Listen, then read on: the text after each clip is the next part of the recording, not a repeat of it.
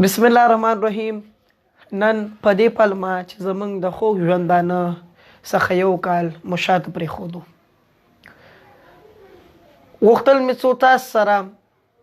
د نوي کال په اړوند باندې د زړه خواله وکړم.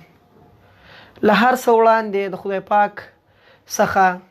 دا دعا کوو او خدای پاک ته لاسونه لپه کوو څو زمونږ د تیر کال ټولې ګناهانې او ټول هغه عبادتونو کې ناغېړۍ راوبخي او مونږ ته سږکال ته مونږ له دا توفیق راکړي څو مونږ د هغه د ټول نعمتونو شکرانه ادا کړو او د خپل تیر کال غلطیانو نه سبق واخلو او مخې ته لاړ شو. د ژوندانه 14 کاله مې پوره شو او دا 14 کاله مې ټول د مهاجرت په دیار کې تیر کړل. یعنی د مهاجرت په دیار کې پیدا هم شوم، دلته مې لوبې هم وکړې، دلته مې خاپوړې هم ووالې او همدلته مې بورن اینډ برډ هم شولمه. په دې 14 کالو کې چې ما څومره ناخوالې ولیدې، ما چې څومره د قصو او د څومره یعنی د واقعاتو زه شاهد بمه، نو زه تاسو ټولو ورونو ته، تاسو ټولو مینوال ته، تاسو ټولو خوږو وطنوالو هیوادوالو ته سلام کوم چې تاسې باندې تیر شو او تاسې د دې مقابله وکړه او د دې سره مقابله وکړو. نه پوهېږم څنګه تاسې ته د نوي کال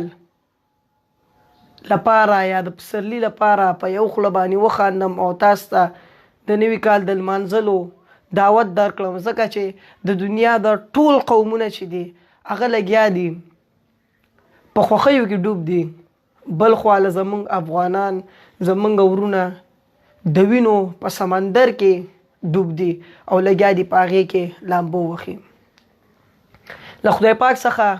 دا دعا کوو څو موږ ته دا توفیق راکړي چې موږ د خپل د یوې ثانیې نه استفاده واخلو او فایده واخلو، ځکه چې نن چې موږ په دې ځای کې یو یا نن چې موږ په دې سټیټ او په دې حال کې یو، هغه صرف او صرف دا ده چې موږ د خپلې یوې ثانیې، موږ د خپل وخت قدر ونه کړو. دانشپوهانو ډېر ښه ویلي دي، وایي چې وخت ته به یې ضایع نه کړې خو تا به ضایع کړي. همدارنګې ده موږ ته خدای پاک چې کله وخت راکړي یا کله چې موږ له خدای پاک یو منټ یا یو ثانیه یا یو میاشت یا یو ورځ راکړي، هغه بیا موږ پورې ده چې هغې باندې موږ څه کوو. که هغه چیرې موږ لهو وکړو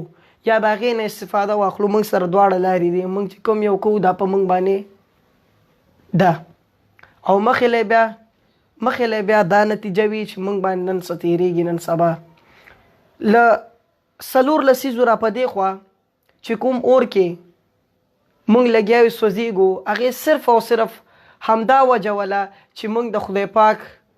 نه سرکشي وکړه، د خدای پاک د امورو نه یا د خدای پاک چې کوم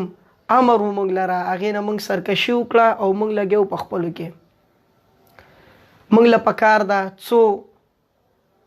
د خپل وخت نه استفاده واخلو او څو دا یوه ثانیه چې مونږ ته خدای پاک راکړې ده دا صحیح استعمال کړو. راځئ چې د نوي کال په دورشل کې له یو بل سره بغیر له سمت پالنې، بغیر له رنګ پالنې، بغیر له توکم پالنې، بغیر له قوم پالنې، بغیر د تعصبه یو بل سره